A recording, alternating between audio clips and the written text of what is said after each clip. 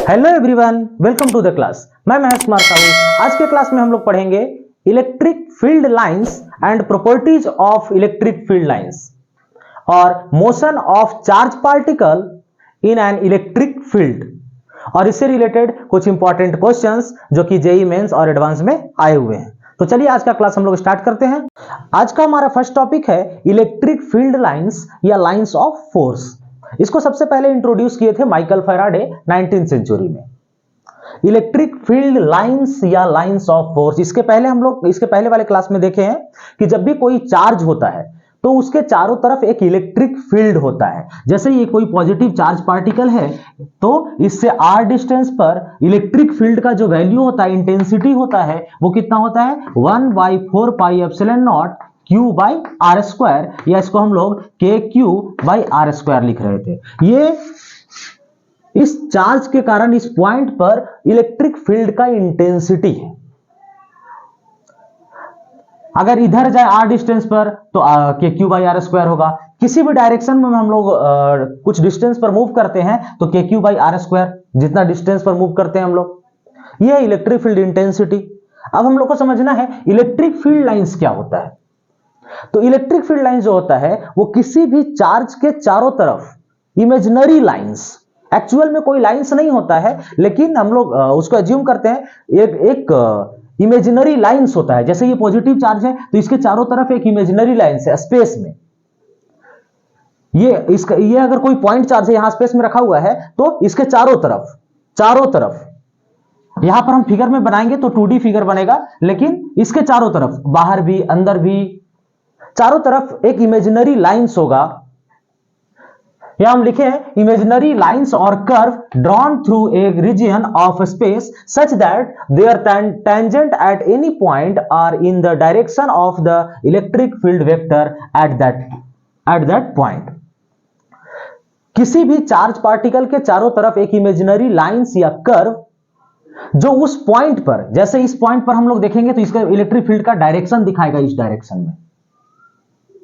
यह है electric field lines, या इसको हम लोग लाइंस ऑफ फोर्स भी कहते हैं। जैसे इस तरह से कोई इलेक्ट्रिक फील्ड लाइंस है तो इस पॉइंट पर अगर हम लोग देखें, कोई भी एक कंसीडर करते हैं पॉइंट, यहां पॉइंट P है तो इस डायरेक्शन में अगर इलेक्ट्रिक फील्ड लाइंस ऐसा चल रहा है तो यहां पर इसका इलेक्ट्रिक फील्ड का जो वेक्टर होगा, डायरेक्शन होगा, वो इस डायरेक्शन में होगा। यह इलेक्ट्रिक फील्ड लाइंस। नेक्स्ट हम लोग देखते हैं इलेक्ट्रिक फील्ड लाइंस और इसका प्रॉपर्टी। कुछ प्रॉपर्टी होंगे इस इलेक्ट्रिक फील्ड लाइंस के, तो उसके प्रॉपर्टी को हम लोग देखते हैं। इलेक्ट्रिक फील्ड लाइंस का फर्स्ट प्रॉपर्टी है हमारे पास they originate from positive charge and terminate at negative charge. कोई भी पॉजिटिव चार्ज है तो यहां से फील्ड लाइंस इधर बाहर की तरफ निकलता है, और नेगेटिव कोई चार्ज पार्टिकल है तो इसमें अंदर की तरफ आता है। और ये जो फील्ड लाइंस है ना, ये field lines imaginary field lines है।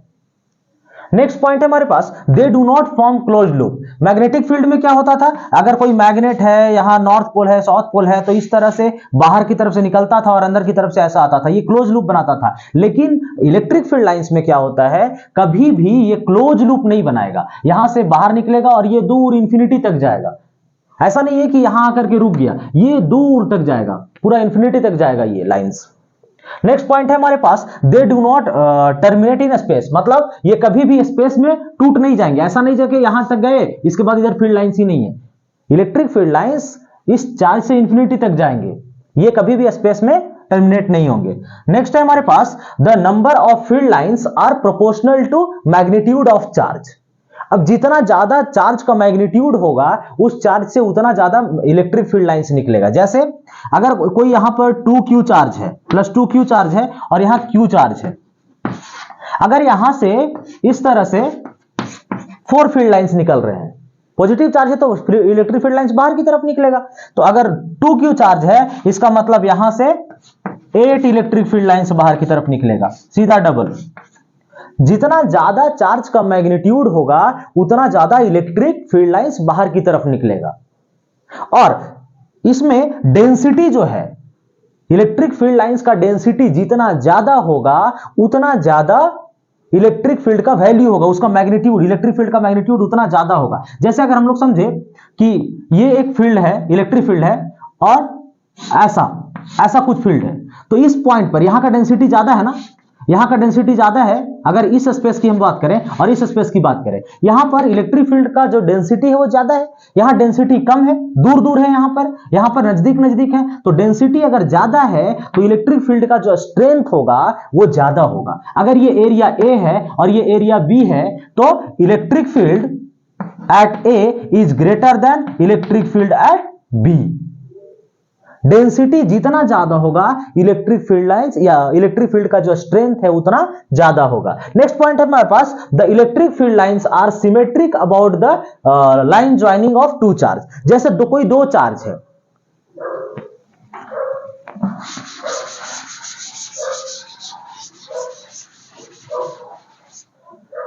इस तरह से कोई दो चार्ज है, एक प्लस क्यू चार्ज यहां है और एक माइनस क्यू चार्ज यहां है।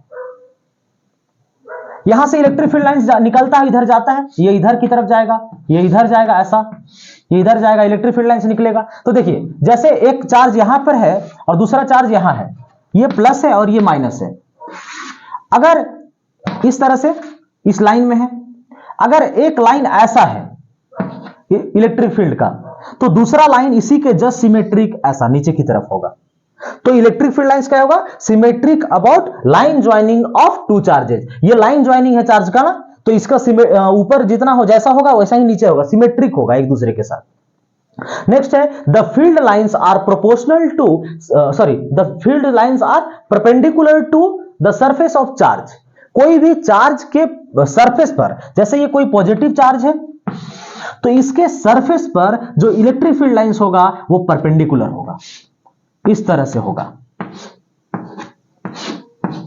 यह है electric field lines are perpendicular to the surface of charge. Next point है हमारे पास, electric field lines are never intersect to each other.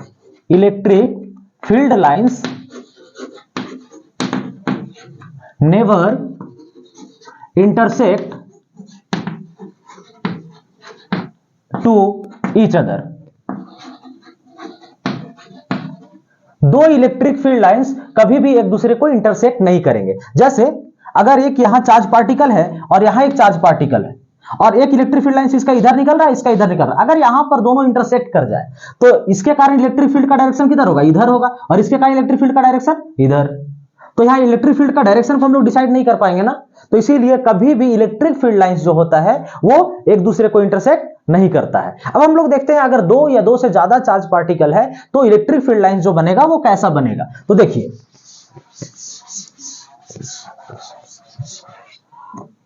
जैसे एक पॉजिटिव चार्ज है यहां और दूसरा नेगेटिव चार्ज है, ये दो चार्ज है और दोनों का मैग्नीट्यूड जो है वो सेम है, ये भी Q है और ये भी Q है, लेकिन ये नेगेटिव चार्ज है, ये पॉजिटिव चार्ज है। तो देखिए पॉजिटिव से बाहर की तरफ निकलेगा, नेगेटिव की तरफ टर्मिनेट होगा, ऐसा।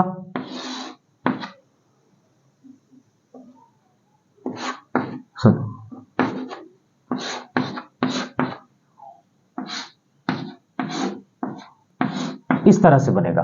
ये है दो पॉजिटिव चार्ज, पॉजिटिव और नेगेटिव चार्ज का इलेक्ट्रिक फील्ड लाइंस। अगर दो पॉजिटिव या दो नेगेटिव आ जाए इस तरह से, दोनों सेम चार्ज है, तो ये एक दूसरे को रिपेल करते हैं। तो देखिए यहां से इलेक्ट्रिक फील्ड लाइंस निकलेगा इधर और ये इसके साथ निकलेगा, लेकिन एक दूसरे को रिपेल कर रहा है, तो ये इलेक्ट्रिक फील्ड लाइंस कुछ ऐसा हो जाएगा, ऐसा।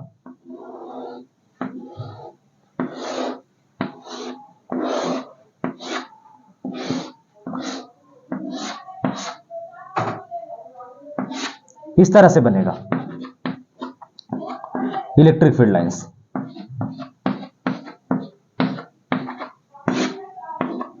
इस तरह से दो पॉजिटिव चार्ज का बनेगा।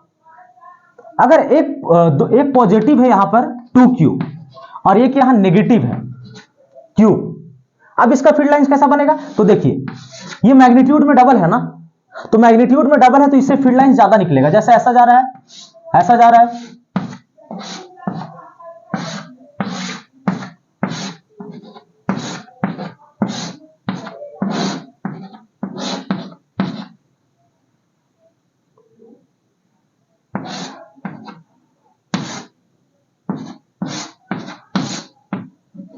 देखिए इससे इलेक्ट्रिक फील्ड लाइंस ज्यादा निकल रहा है और इससे इलेक्ट्रिक फील्ड लाइन, इसमें इलेक्ट्रिक फील्ड लाइंस कम टर्मिनेट हो रहा है क्योंकि इसका मैग्नीट्यूड कम है। अगर हम लोग इसका न्यूट्रल पॉइंट का बात करें तो न्यूट्रल पॉइंट इसका किधर होगा, इस डायरेक्शन में होगा कहीं पर। तो जब हम लोग इसको दूर से देखेंगे ना तो देखिए ये इलेक्ट्रिक फील्ड लाइंस इधर से निकल रहा है ना, ये धीरे धीरे ऐसा जाएगा, ऐसा जाएगा, तो ये इधर से ऐसा होते हुए ऐसा बाहर निकलेगा। और जब हम लोग दूर से देखेंगे ना तो ये दो पॉजिटिव और एक नेगेटिव मिल करके ऐसा दूर से दिखेगा कि एक पॉजिटिव चार्ज पार्टिकल से बाहर की तरफ इलेक्ट्रिक फील्ड लाइंस निकल रही है। अब किसी कंडक्टर के अंदर में, जैसे ये कोई कंडक्टर है, 8 नंबर है, अगर कोई कंडक्टर है तो इलेक्ट्रोस्टैटिक कंडीशन में चार्ज अगर रेस्ट में है, इलेक्ट्रोस्टैटिक कंडीशन मतलब चार्ज रेस्ट में होना चाहिए, तो इस कंडीशन में इनसाइड द इलेक्ट्रिक फील्ड जो होता है वो जीरो होता है। Inside the conductor electric field zero. लेकिन कैसा कंडीशन में, इलेक्ट्रोस्टैटिक कंडीशन में, इन इलेक्ट्रोस्टैटिक कंडीशन।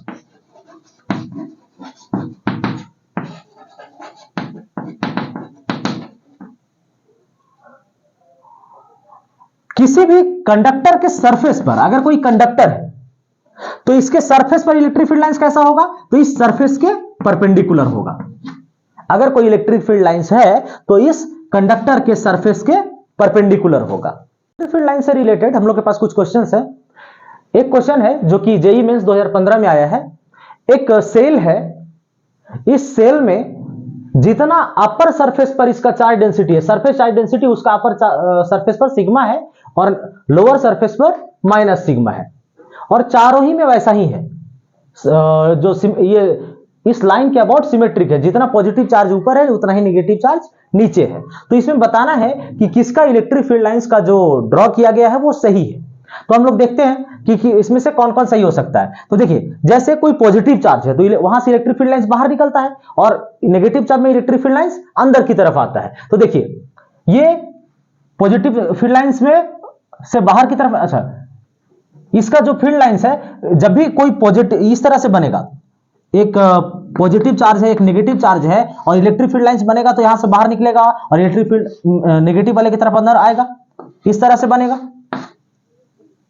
तो ऐसा किसमें बन रहा है, तो देखिए ये एक पॉजिटिव से बाहर निकलेगा और अंदर की तरफ आएगा। तो देखिए पॉजिटिव से बाहर की तरफ आएगा, अंदर की तरफ जा रहा है, ऐसा फील्ड लाइंस दिखाया गया है, इसमें ऐसा दिखाया गया है। तो यहां से बाहर निकल रहा है, अंदर की तरफ आ रहा है, बाहर निकल रहा है, अंदर की तरफ आ रहा है।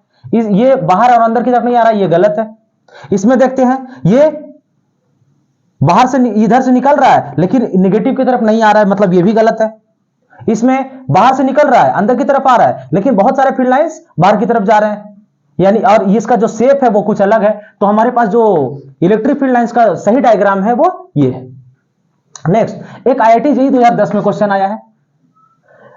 यहां पर एक फिगर बनाया गया है जिसमें एक चार्ज Q1 है और दूसरा चार्ज Q2 है। अब हम लोग पहले देख चुके हैं कि जहां से इलेक्ट्रिक फील्ड लाइन ज्यादा निकल रहा होगा उसका मैग्नीट्यूड ज्यादा होगा। इसका मतलब इसमें से कौन सा ऑप्शन सही होगा, तो ये Q1 है और ये Q2 है। देखिए यहां से इलेक्ट्रिक फील्ड लाइंस ज्यादा बाहर की तरफ निकल रहा है, इसमें कम अंदर की तरफ जा रहा है। इसका मतलब Q1 का जो मैग्नीट्यूड होगा वो बड़ा होगा, यानी ये ऑप्शन सही है। इसके अलावा इन दोनों ऑप्शन को देखते हैं। At a finite distance to left of Q1 the electric field is zero. इसमें न्यूट्रल पॉइंट कहां होगा, तो हम लोग पहले देख चुके हैं न्यूट्रल पॉइंट का कंडीशन में कि अगर इस तरह से कोई चार्ज है, यहां 4Q है और यहां Q है, ये माइनस है और ये प्लस है, तो इलेक्ट्रिक फील्ड लाइन जीरो कहां पर होगा, तो नेगेटिव चार्ज की तरफ इधर में, यानी Q1 से Q2 से राइट में इलेक्ट्रिक फील्ड का जो वैल्यू होगा वो जीरो होगा। तो at the finite distance the right of Q2 the electric field is zero, यानी डी ऑप्शन भी सही है हमारे पास। नेक्स्ट टॉपिक है हमारे पास motion of charge particle in an electric field. किसी इलेक्ट्रिक फील्ड में, जैसे ये कोई एक प्लेट है, पॉजिटिव चार्ज प्लेट है इस तरह से, और इधर एक नेगेटिव चार्ज प्लेट है इस तरह से। तो इलेक्ट्रिक फील्ड लाइंस इस तरफ से इस तरफ आएगा, पॉजिटिव से नेगेटिव की तरफ, इस तरह से इलेक्ट्रिक फील्ड लाइंस आएगा।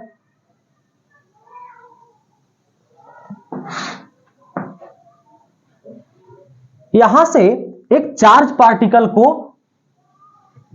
एक चार्ज पार्टिकल है, इलेक्ट्रॉन है, इस इलेक्ट्रॉन का मास जो है वो m है। इस m मास वाले इलेक्ट्रॉन को क्या किया गया है कि यहां से v वेलोसिटी दिया गया है इस डायरेक्शन में, और इस डायरेक्शन को हम लोग x बोल रहे हैं और ऊपर वाले डायरेक्शन को y, ऐसा। तो यहां इसको v नॉट वेलोसिटी दिया गया है। अब ये जैसे ही इस इलेक्ट्रिक फील्ड रीजन में इंटर करेगा, क्या होगा, इसका डिफ्लेक्शन होगा। क्यों? क्योंकि ये पॉजिटिव चार्ज जो है इस इलेक्ट्रॉन को अपनी ओर खींचना शुरू करेंगे, तो इसका जो मोशन होगा अब कैसा होगा, इसको जाना कैसा चाहिए था, इस तरह से सीधा जाना चाहिए था, लेकिन ये सीधा ना जाकर के अब कैसा जाएगा, तो अब ये इस तरह से जाएगा, ऐसा। और हम लोग ये अज्यूम करके चल रहे हैं कि यहां पर थीटा एंगल से वो इमर्ज हो रहा है, थीटा एंगल के साथ वो बाहर निकल रहा है। तो देखिए इसका जो डिफ्लेक्शन हुआ वो कितना हुआ, तो ये एक्स एक्सिस था, तो यहां से यहां तक उसका वाई में डिफ्लेक्शन हुआ है। तो आप लोग को निकालना है कि डिफ्लेक्शन कितना हुआ है। यहां थीटा क्या है, थीटा है angle eight which it emerges, और वाई क्या है, डिफ्लेक्शन। तो किस एंगल से वो बाहर जाएगा या कितना डिफ्लेक्शन होगा, ये हम लोग को निकालना है। अब इसके ऊपर इस जैसे ही ये चार्ज जो है, इलेक्ट्रॉन जो है इस इलेक्ट्रिक फील्ड में जाएगा, इसके रीजन में अंदर घुसेगा, क्या होगा, उसके बाद इसके ऊपर, इस इलेक्ट्रॉन के ऊपर फोर्स लगना शुरू होगा। और वो फोर्स कितना लगेगा, तो फोर्स लगेगा F equal to Q into, या क्यू इंटू ई होता है, तो चार्ज कितना हो गया, ई हो गया, और इलेक्ट्रिक फील्ड ई है। और F इक्वल टू क्या होता है, ma होता है, F इक्वल टू ma। तो यहां से एक्सलेरेशन कितना हो जाएगा, तो एक्सलेरेशन हो जाएगा E into capital E by m। ये एक्सलेरेशन किस डायरेक्शन में है, तो इसको किधर लेकर जा रहा है, इस चार्ज पार्टिकल को y डायरेक्शन में लेकर के जा रहा है, तो ये एक्सलेरेशन किस डायरेक्शन में है, y डायरेक्शन में। अब इसका हम लोग डिफ्लेक्शन निकालते हैं। तो हमारे पास जो फॉर्मूला है S equal to U T plus half A T square, इसको दोनों डायरेक्शन में लिखते हैं, एक्स में भी और वाई में भी। तो हम लोग इसको वेलोसिटी किस डायरेक्शन में दिए हैं, एक्स डायरेक्शन में। तो पहले कंडीशन लिख लेते हैं। तो कंडीशन क्या क्या है, u इन एक्स डायरेक्शन कितना है, v not, a in x direction, acceleration x direction में कोई भी काम कर रहा है क्या, नहीं, कोई भी फोर्स एक्स डायरेक्शन में नहीं लग रहा है, तो एक्सलेरेशन 0 हो गया। u इन y डायरेक्शन कितना है, तो y डायरेक्शन में तो हम लोग कोई वेलोसिटी इसको दिए ही नहीं थे, तो इसका ये 0 हो गया। एक्सलेरेशन इन y डायरेक्शन कितना हो जाएगा, तो अभी हम लोग निकाले हैं E into capital E by M, E into capital A by M. अब इसको x डायरेक्शन के लिए लिखते हैं, फॉर x डायरेक्शन।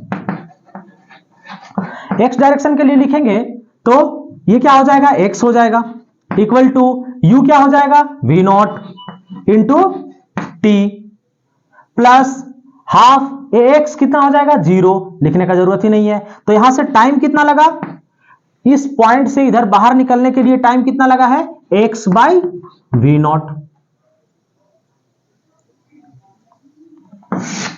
इसी इक्वेशन को अगर हम लोग y डायरेक्शन में लिखे तो क्या हो जाएगा, तो ये हो जाएगा y equal to u by कितना है, 0 plus half A T square. तो हाफ ए का वैल्यू कितना है, ए का वैल्यू हम लोग निकाले E by M, E capital E by M, और टी स्क्वायर। तो y कितना हो जाएगा, t का वैल्यू यहां से पुट कर देंगे, तो y का वैल्यू हमारे पास क्या आ गया, ये आ गया half E capital E by M into T square, यानी X square by V nought का स्क्वायर। ये हो गया डिफ्लेक्शन। अब जिस वेलोसिटी से ये बाहर निकलेगा, जिस समय ये बाहर निकल रहा होगा, इसके पास एक्स डायरेक्शन में भी कुछ वेलोसिटी होगा और वाई डायरेक्शन में भी होगा। तो एक्स डायरेक्शन का वेलोसिटी कितना होगा, तो वेलोसिटी निकालने के लिए फॉर्मूला क्या है, v equal to U plus A T. अगर इसको एक्स डायरेक्शन में लिखते हैं तो वी एक्स कितना हो जाएगा, तो पहले यू एक्स देखते हैं, यू एक्स हमारे पास कितना है, V naught plus A X कितना, 0, तो ये पूरा टर्म 0। वी वाई क्या हो जाएगा, तो V Y equal to U Y, तो यू वाई कितना 0 और ए कितना ए है E by M, E capital E by M into T और टी का वैल्यू चाहे तो हम लोग यहां से पुट कर सकते हैं। तो अगर टी का वैल्यू पुट करेंगे तो क्या हो जाएगा E capital E by M into X by V naught, ऐसा हो जाएगा। अब tan थीटा अगर निकालना है तो tan थीटा कैसे निकालेंगे, तो देखिए ये y डायरेक्शन का वेलोसिटी यहां पर होगा और ये x डायरेक्शन का वेलोसिटी होगा, तो tan थीटा कैसे निकलेगा V Y by V X, तो V Y by V X, V Y कितना है तो small E capital E X divided by M V nought और वी एक्स कितना है वी नॉट, तो यहां वी नॉट का स्क्वायर हो जाएगा। ये हो गया tan थीटा। तो यहां से हम लोग एंगल ऑफ डिफ्लेक्शन निकाल सकते हैं या angle of emerges, angle eight which it emerges, और y क्या है हमारे पास, ये है डिफ्लेक्शन ऑफ चार्ज पार्टिकल या डिफ्लेक्शन ऑफ इलेक्ट्रॉन। आगे हम लोग नेक्स्ट क्लास में देखेंगे।